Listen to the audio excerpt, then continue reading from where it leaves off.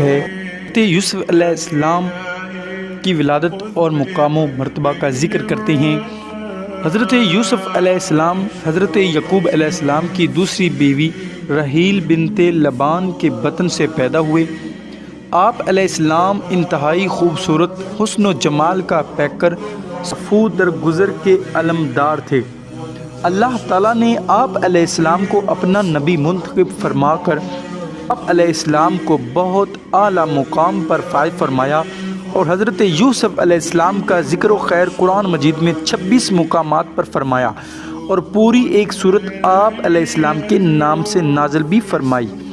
آپ علیہ السلام واحد پیغمبر ہیں جن کا پورا واقعہ اللہ تعالیٰ نے قرآن مجید میں ایک ہی جگہ تفصیل کے ساتھ ذکر فرمایا، اور آپ علیہ السلام کے واقعے کو احسن القصص یعنی کہ بہترین واقعے کے نام سے تعبیر فرمایا۔